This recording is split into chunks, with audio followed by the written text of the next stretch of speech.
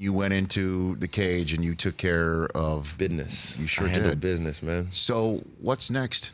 What's next? I have options. I like that. I like having options. Let's roll through them. What are your life options? Life is like my buffet. You know, I have a few guys on the list. My man right there, Tim Simpson with Paradigm. They've been working behind the scenes with the UFC, and we got some options. And I have a guy who's on a losing streak right now. He's the guy that's the boogeyman. No one calls him out of the division. And I said, let's go. I don't care if he's lost his last 3. You know, 3 out of 4 fights. I just said, if you guys think he can beat me, let's get it. But the UFC, they say it's hard to sell that. They say he needs a win at least before he comes take a shot at the champ. Okay, so who do you want to face next? I wanted to face him, but right now we're working on some things, so I can't really. Oh, come on! No. I can't. You're dressed up. You're dressed up. You got your icy. You got the belt right here. Yeah, I want who the best man is. I want who the best man is, and I've said I called that guy out, and even what's his name, Darren Till as well, just had a good win, but. It was all right. Split decision win over my last opponent or my previous opponent. Right. I think me and him eventually in future we'll have a good throwdown. Why did you mention Jon Jones's name? He mentioned my name first. Okay. So your name was in his mouth before anything else. He got to keep my name out of his mouth. Why? Okay. Why do you think your name was in his mouth? Because I'm the freshman. You know, I'm the guy that he wishes he was. I'm the guy that's doing all these things that he did, but then he messed it up by doing what he did, you know. All I'm saying is, you know, I keep my nose clean, keep my head to the ground, and I stay working. And he's kind of tarnished his legacy in a lot of ways. So would you, if the weight classes were appropriate? Weight class isn't an issue. You know, he says he's going to go to heavyweight. Trust me.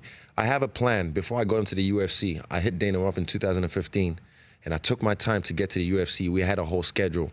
And my man will not let me deviate from my schedule. So I said, wait till I defend my belt. A lot of people just win the belt and they want to have a super fight straight away, jump up weight class. I'm like, no, respect the game. Do what got you to the dance and respect the game, or the game will humble you. So I'm going to respect the game. I've defended my belt once against Robert Whittaker. I'm going to defend it a few more times, just 4 more times next year. I want to defend it. And the rate, they're smart.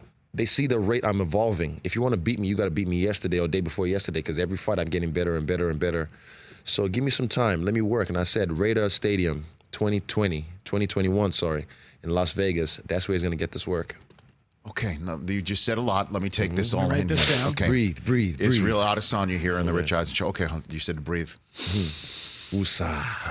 What are you saying? Woosah. Okay, so woosah. There you go. I said I did that right. Okay, yeah, very 100%. good. So you came up with a plan in 2015. You wrote it. Did you write it down? I slid into Dana White's DMs and I said, "What you did? What?" I slid into slide in the DMs. No, I know that. So you did that. Yeah. Did he know who you were at this point in time? He didn't see it till like last year when I actually pointed it out to him. No kidding. Yeah, so I said to him was, get me one chance. Just get me to that octagon, and I'll take care of the rest. Because I knew once they had a taste, you know, like a bad habit, they're going to keep coming back for more. So your plan was what? Walk me through what your plan was. You My said plan you're 10 was months to- ahead of schedule, so Yeah, I know right we're now in November of 2019.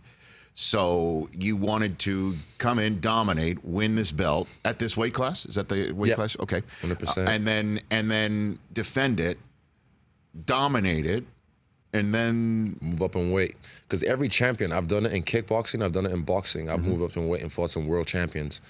And, you know, can't say that for everyone else.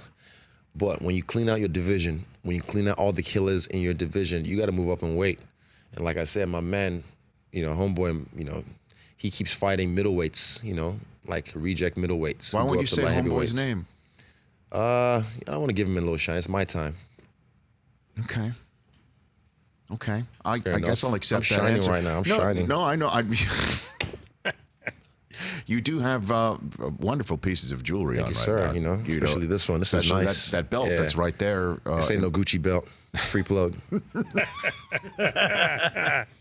But Jones, you think, is mentioning you because he's... Let's just state it clear. TMZ was the first one. TMZ, shout out to them. They're the pot stirrers as well. Yeah, they hit him, but they said, who do you want to fight? And he kind of dropped my name in his mouth. And then eventually they asked me, and I said, I already killed one goat. I got to hunt the next. And that's where it all started. Yeah, but like I said, I'm on schedule right now, 10 months ahead. But I feel like, you know, everything is happening the way it's supposed to happen. And then you'll eventually set the Go stage up. for something Yeah, like that. big, yes.